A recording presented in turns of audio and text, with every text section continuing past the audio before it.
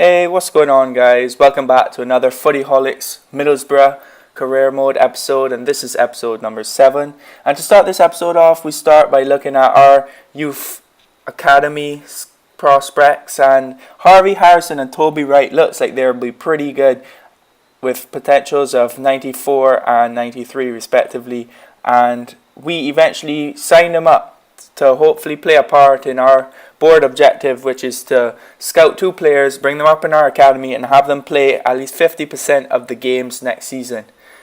Now, as you can see here, as we start the match against Hull City, we are still the lowest scoring team in the league, and over, so episode after episode, I keep saying it, we need to get out of this rut, because really being the lowest scoring in the team in the league is just not good enough, and it's pretty unfortunate. The good thing we have going for us is that we managed to keep clean sheets or restrict our opponents to very few goals. I would like to see the table on the most goals conceded in the league. I'm pretty sure we would be one of the fewest conceded. But either way, we need to work on that, and we hope to do that in this episode. Maybe get a game with a high scoring game or a game that we can win. But anyway, starting this episode off, we play against Hull City, and Berahino has the first chance of the match, trying to get it in on goal, but it was saved by their keeper. The following corner comes out to Carter Vickers, who fakes shots and has a shot, and David Marshall is there to stop it from going in the back of the net, which is pretty unfortunate for us, but it's still early on in the game. In Hull City's first attack of the game, David Myler puts our defender on the ground when he fakes shots around him, and oh man, look at that. Shame from Carter Vickers, but he'll get over it eventually. But he has a shot, and fortunately Valdez is there to make the save.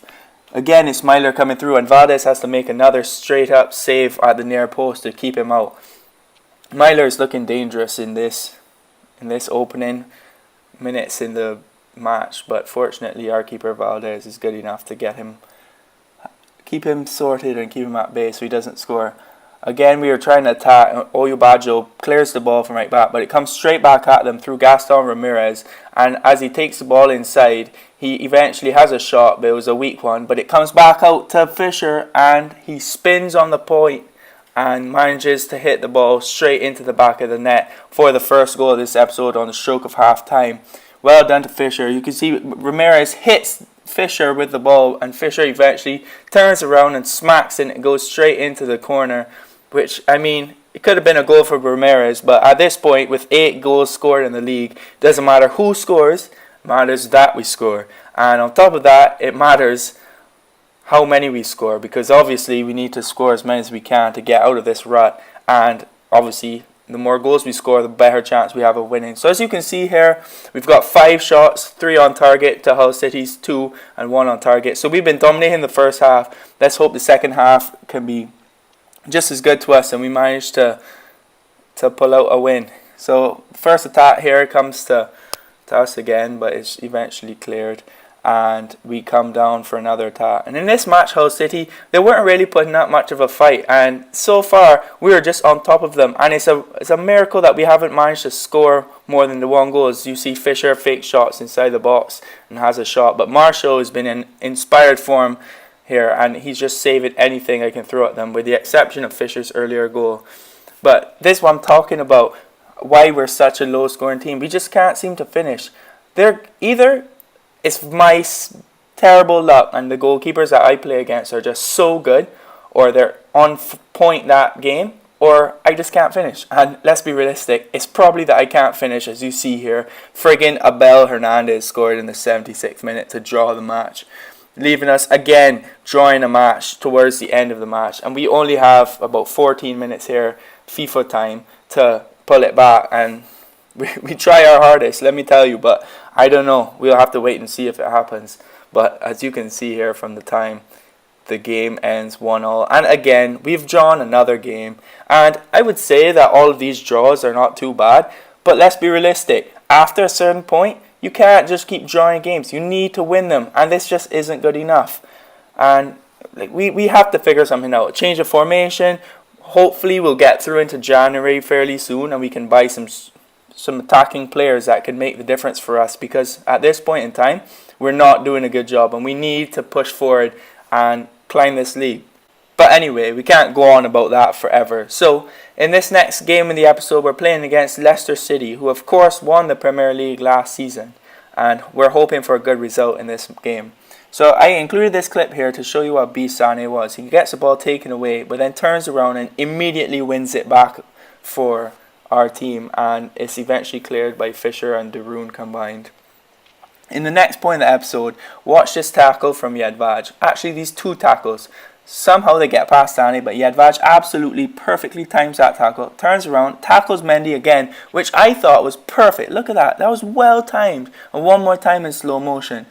It is well timed. Let's be honest here. And for some reason, the referee calls a foul there from that. I don't know what to say.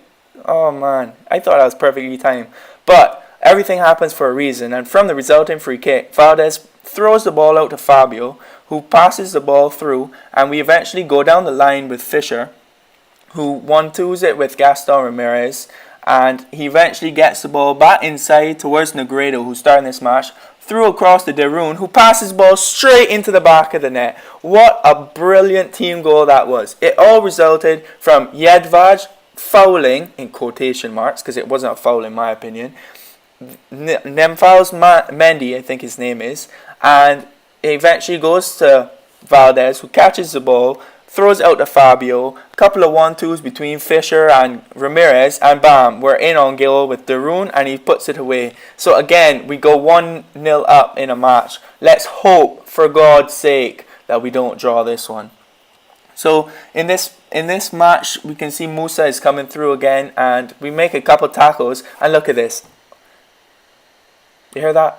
That's silence, because I don't know what to say anymore. For Christ's sake, every 5 minutes, I just can't believe it. Again, what a great tackle that was from Fabio, and it rebounds back to him, straight across, and Nicholas Mendy, or Namfals Mendy, whatever the hell his name is, I'm too angry to remember right now, puts it in the back of the net. To me, that's ridiculous. We're either so unlucky with keepers saving the ball all the time, or just scrappy goals from the other team, or just I suck. Maybe I just suck.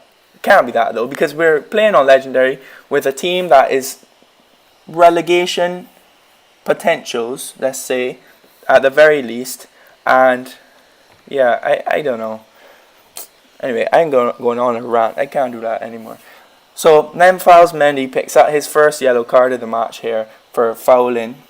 And from the resulting free kick, Sané turns his man in the box, and of course it's tackled by the defender and nothing comes of it.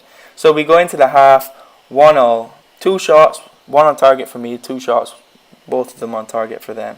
So really it's a pretty even game, so I really shouldn't even complain. But from here you can see Negredo early in the second half turns his man in the box, shoots against Michael, it comes back to him, and instead of shooting first time, he knocks it almost off the pitch to an angle that he could never get the ball in. I don't know who to play. Berahino doesn't do well. Negredo doesn't do well. Lico does well, but only sometimes. He's not quite up to first team scratch here.